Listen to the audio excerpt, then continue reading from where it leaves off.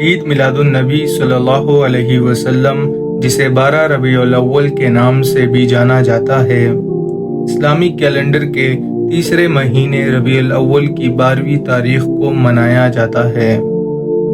اس مہینے کو اس وجہ سے اہمیت حاصل اور ایک بڑی تعداد کے لیے مقدس ہے کہ اس مہینے یعنی ربیع الاول کی 12ویں تاریخ کو سرور کائنات رحمت للعالمین محمد الرسول اللہ صلی اللہ علیہ وسلم اس دن کو اس دنیائے فانی میں تشریف لائے تھے۔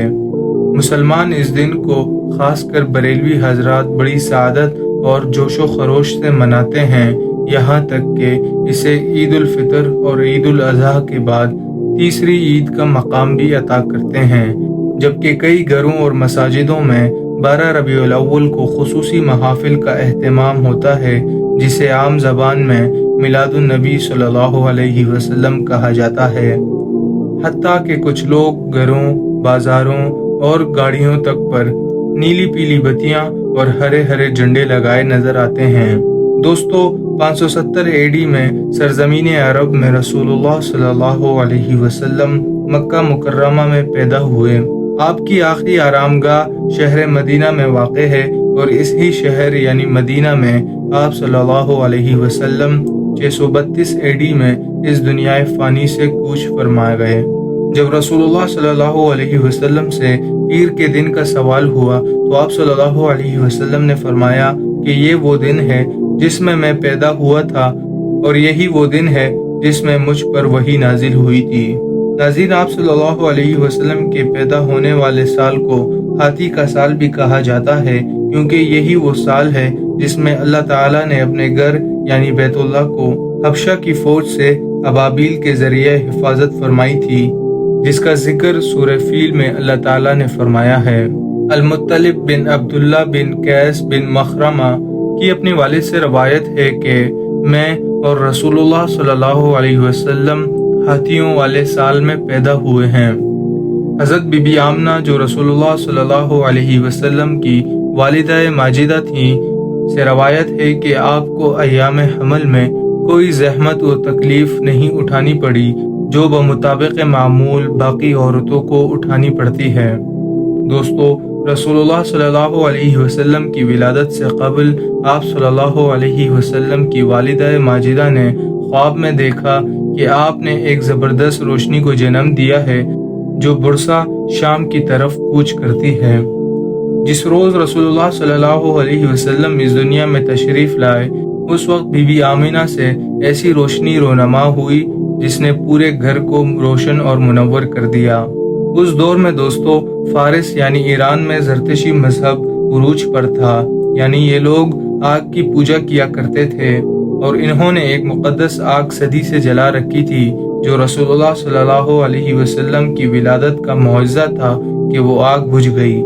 آپ صلی اللہ علیہ وسلم کے والد ماجد کا نام حضرت عبداللہ تھا،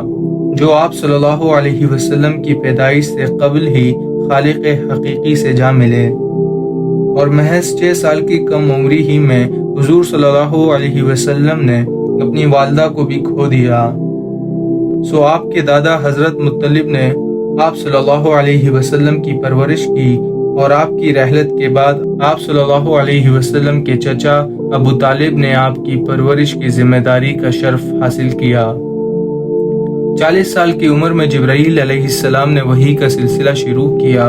اور غار حرا میں پہلی مرتبہ آپ صلی اللہ علیہ وسلم پر یہ آیات نازل فرمائیں کہ اے محمد، اپنے پروردگار کا نام لے کر پڑھو جس نے عالم کو پیدا کیا،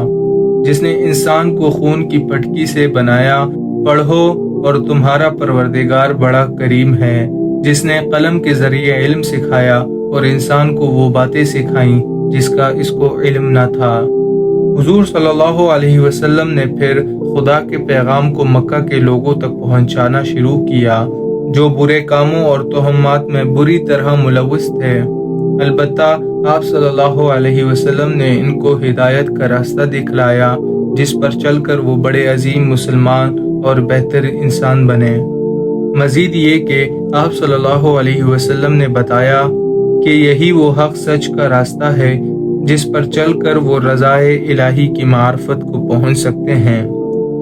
آپ صلی اللہ علیہ وسلم نے ان کو شیطان کا راستہ چھوڑنے کا کہا، جو انسان کا سب سے بڑا دشمن ہے۔ یہ آپ صلی اللہ علیہ وسلم ہی کی جد و جہد اور احکامات ہیں جس سے نہ صرف عرب میں بلکہ تمام تر دنیا میں اسلام کی روشنی اور شناسائی حاصل ہوئی۔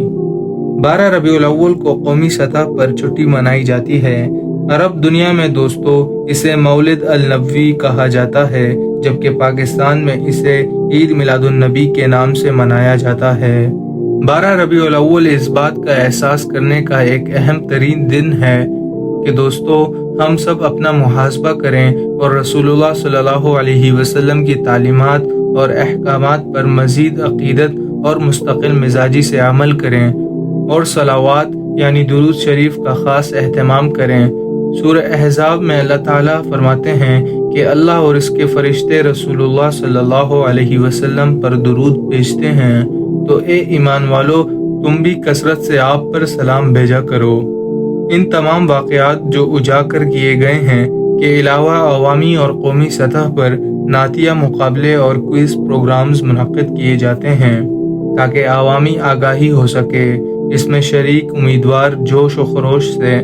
حضور صلی اللہ علیہ وسلم کی شان میں نعتیں پڑھتے ہیں۔ خصوصی ریلیاں اور جلوس اس خاص دن پر نکالے جاتے ہیں جس میں کثرت سے پہنی جانے والی ہری ٹوپی اور ہاتھ میں ہرا جھنڈا تھامے ہوئے ہوتے ہیں۔ اس کے علاوہ گھروں میں خصوصی میزان پکائے جاتے ہیں جسے فراخ دلی سے گلی محلوں، گھروں اور مساجدوں میں بانٹا جاتا ہے۔ دوستو حضور صلی اللہ علیہ وسلم کی شخصیت ہم سب کے لیے ایک رول ماڈل کی حیثیت رکھتی ہے۔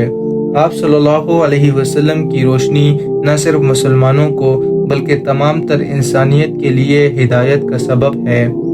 اور یہی واحد راستہ ہے جو ہمیں حق کی طرف لے جا سکتا ہے۔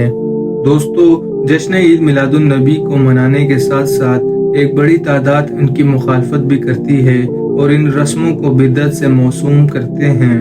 جن کے دلائل ہیں کہ تاریخ میلاد میں حضرت مولانا عبدالشکور مرزا پوری لکھتے ہیں کہ جشن عید میلاد النبی پہلی مرتبہ ایک عیسائی شخص نے حضور صلی اللہ علیہ وسلم کی وفات کے بعد 600 ہجری کے بعد منایا گیا، اور اسی عیسائی شخص نے اس روایت کو متعارف کرایا۔ اس کے علاوہ کسی بھی اسلامی تاریخ اور اسلامی ملک میں اس روایت کا کوئی اتا پتہ نہیں ملتا۔ جو لوگ عید میلاد النبی مناتے ہیں وہ عیسائی کسٹمز کی نقل کرتے ہیں، کیونکہ اس کرۂ ارض پر صحابہ رضی اللہ تعالی عنہ سے زیادہ رسول اللہ صلی اللہ علیہ وسلم سے عقیدت اور الفت رکھنے والا اور کوئی نہیں، اور صحابہ نے عید میلاد النبی کو کبھی نہیں منایا۔ نہ صرف صحابہ بلکہ تابعین اور تبع تابعین اور پھر اماموں کی زندگیوں میں بھی اس کی کوئی مثال نہیں ملتی، کیونکہ یہ عمل نہ قرآن، نہ حدیث اور نہ ہی سیرت محمدی و سیرت اصحاب کرام رضی اللہ تعالی عنہ سے ثابت ہے۔ اس لیے اس کا منانا صریحاً بدعت ہے، اور یہ بدعتی لوگ ہی مناتے ہیں جو دین اسلام سے نابلد اور ناواقف ہیں، جبکہ ہمیں اس رسم کو ترک کرنا چاہیے۔ دوستو جشن عید میلاد النبی کے بارے میں مختلف پہلو ہم آپ کے سامنے رکھ چکے ہیں، اور اس کا فیصلہ ہم آپ پر ہی چھوڑتے ہیں۔ اگر آپ کو ٹرائبل پختون کی آج کی ویڈیو پسند آئی ہو تو لائک سبسکرائب ضرور کیجیے، اور اپنی رائے سے ہمیں کمنٹس میں ضرور آگاہ کیجیے۔ شکریہ۔